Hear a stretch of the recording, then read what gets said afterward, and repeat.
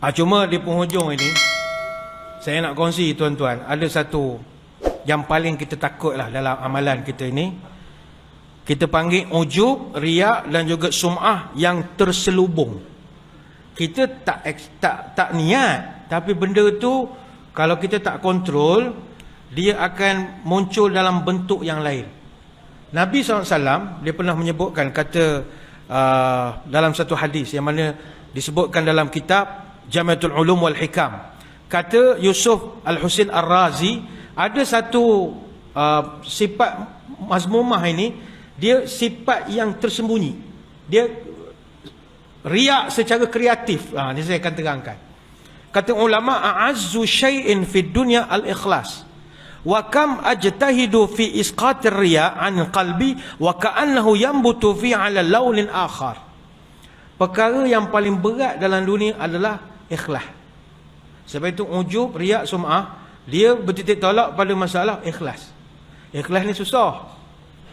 Sebab itu dalam Quran ada satu surah nama surah Al-Ikhlas. Apakah dia surah Al-Ikhlas? Qul huwallahu ahad. Tapi tuan-tuan, walaupun nama surah tu Al-Ikhlas, dalam Qul huwallahu ahad tak ada perkataan ikhlas. Padahal Quran ayat dengan nama surah dia ngam. Kalau surah tu nama surah Al-Fil, mesti dalam ayat tu ada li'ila fi quraisy ila, dia ada Al-Fil, apa tu cerita pasal gajah Al-Fil. Kalau ayat tu cerita watini wa zaitun, surah At-Tin, mesti ada cerita watini wa zaitun. Tapi ketika Allah cerita tentang Al-Ikhlas, dalam surah Al-Ikhlas tak ada perkataan ikhlas. Apa gambarannya? Nak menunjukkan susahnya ikhlas. Susah. Ada orang buat envelope, ingatan tulis ikhlas. Dia bagi duit raya, ingatan tulis ikhlas. Siap tulis ke ikhlas? Tak ikhlas juga. Payah ikhlas ni. Sebab itu dalam surah Al-Ikhlas tak ada perkataan ikhlas. Justru kata ulama, benda yang paling susah sekali dalam dunia adalah ikhlas. Betapa sering orang tertentu bersungguh untuk menghilangkan riak, ujub dan sum'ah daripada hati, tapi dia akan muncul pula dalam bentuk-bentuk yang lain. Apa contohnya? Ni yang saya terangkan ni, tuan-tuan jangan bayangkan orang, bayangkan diri sendiri ya. Kita nak jadi ahli tasawuf ni jangan bayang orang, bayang buruk sendiri. Bayang kita. Semua contoh tak elok tu kita semua. Pertama sekali, kalau kita sering sangat menceritakan keburukan orang lain, tanpa kita sedar, kita pun sedang memuji diri kita. Kita tak puji, tapi kita melampau sangat mengutuk orang lain. Contoh, dikutuk adik-beradik dia. Adik-beradik saya ni ustaz ada 5. Saya yang nombor 2. Harap abang saya nombor 1, hal lain tak boleh harap ustaz. Harap kali orang, tak baliklah rumah mak tu. Rumah mak tu tak ada lah. Kita ni lah terpaksa. Cik, dia punya ayat. Kita ni lah yang terpaksa walaupun sibuk-sibuk. Ayat itu adalah riak, sum'ah tersembunyi. Dia tak niat nak kata dia bagus, tapi dia hentam adik-beradik dia mengangkat dia yang bagus. Oh, itu rosak. Hati-hati dengan riak tersembunyi ini.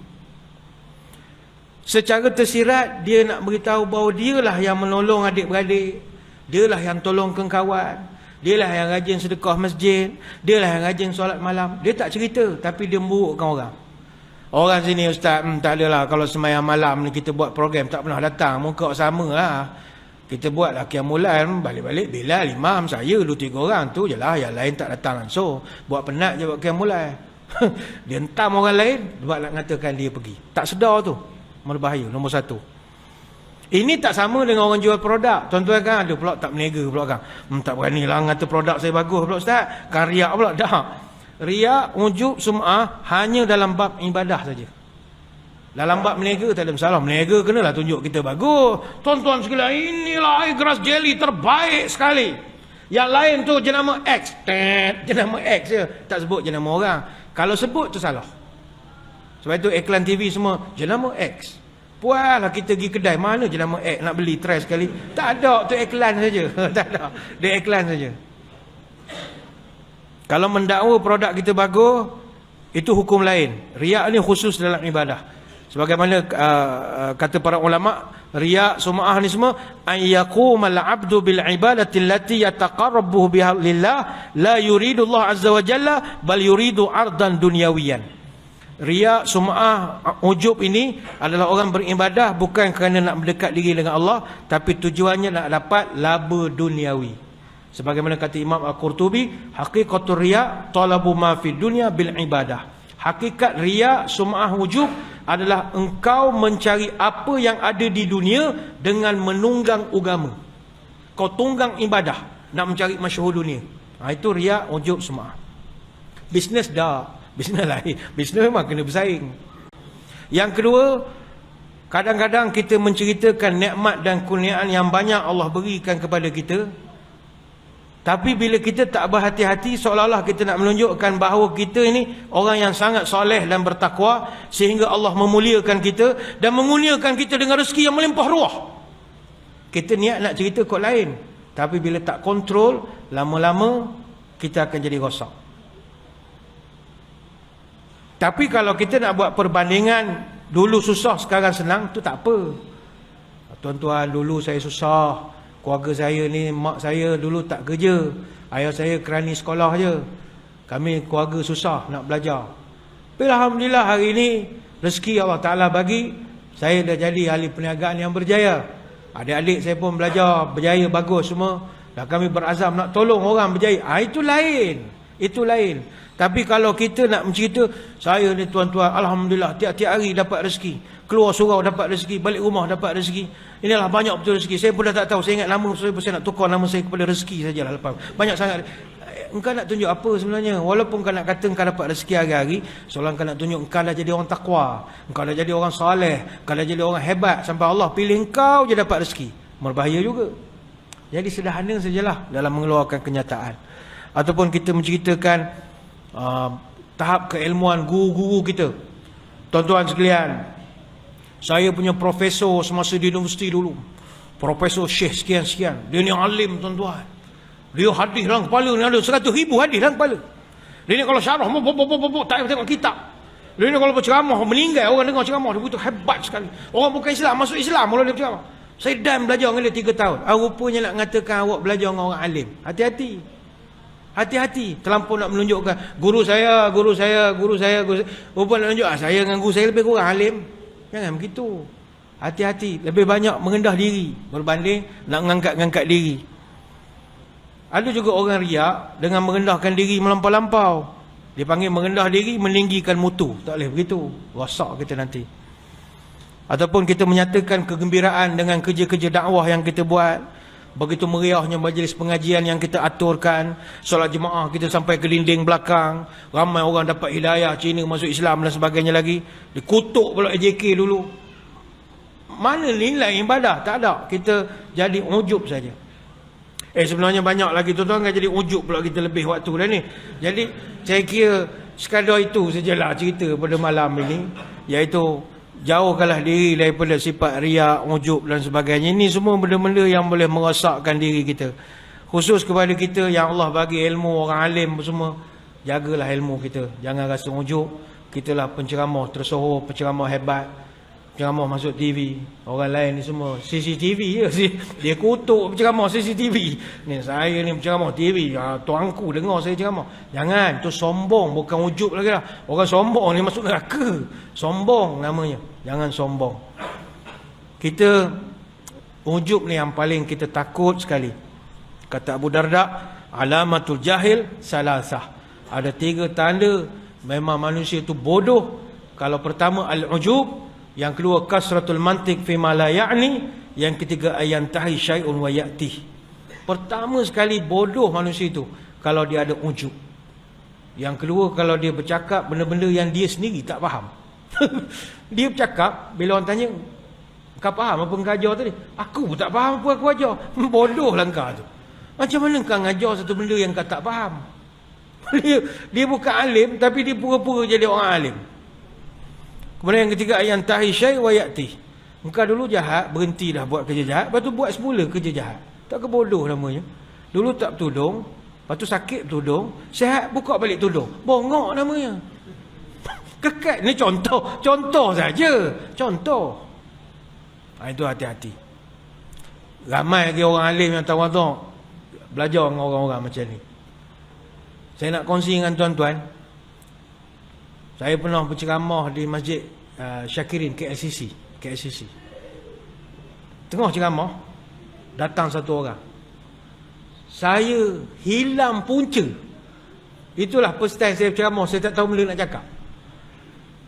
Dia ceramah ni, kalau kita ceramah depan raja ke, depan menteri ke, depan, insya-Allah tak ada masalah. Tapi kalau ceramah depan orang alim yang tawaduk, jam. Dia kalau orang alim tapi aksen, alah kita pun aksen jugalah. Tapi kalau dia alim tapi tawaduk, jam kita. Jam. Orang yang saya masukkan adalah Profesor Dr. Surin Abdul Halim bin Ismail Pitsuwan. Kalau tuan-tuan Google nama dia Dr. Surin Pitsuwan. Dr. Surin Pitsuwan, tuan-tuan pun tak kenal. Punyalah dia tawaduk. Dia ni fellow kehormat di Oxford University di UK, fellow kehormat. Orang selalu kenal fellow kehormat Oxford, yang saudara kita tu lah.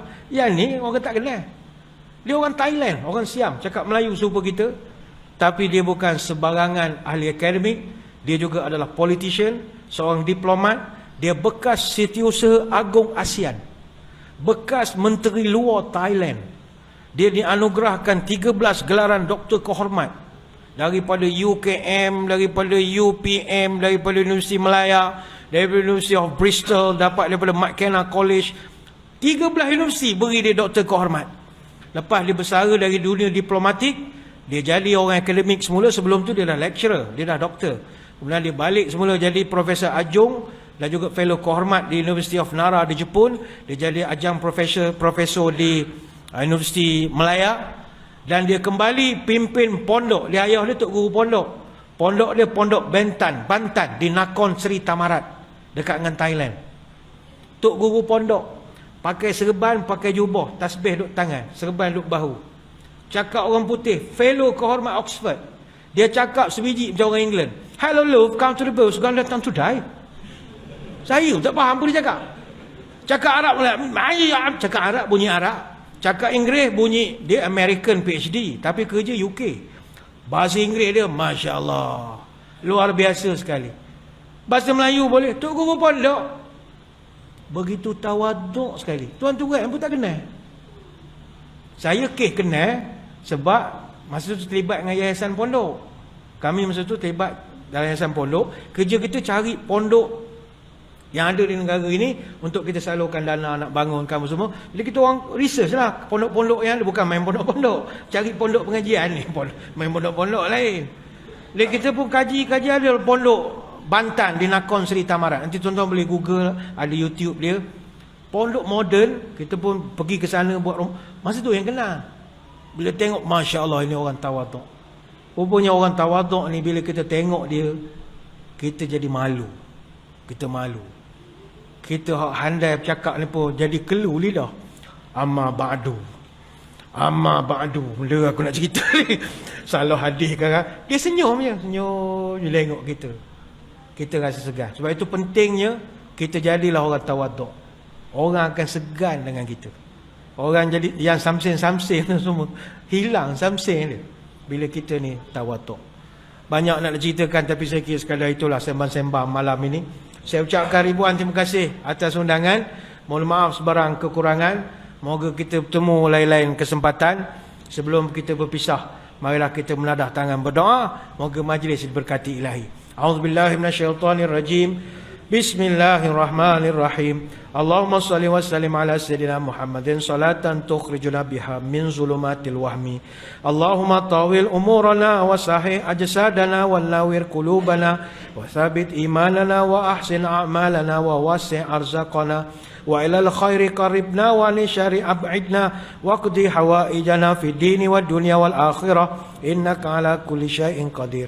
Ya Allah, panjangkanlah umur kami, sihatkanlah tubuh badan kami, terangkanlah hati kami, tetapkanlah iman kami, elokkanlah amalan kami, luaskanlah rezeki kami, dekatkanlah kami dengan kebaikan, jauhkanlah kami dari kejahatan, kabulkanlah segala doa kami sama ada dalam urusan agama, dunia dan juga akhirat. Subhanakallahumma wa bihamdika nashhadu an la ilaha illa anta nastaghfiruka wa natubu ilaik. Wa sallallahu ala sayyidina Muhammadin wa ala alihi wa sahbihi wa baraka wa sallam. Walhamdulillahi rabbil alamin.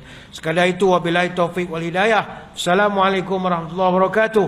Wallahu a'lam.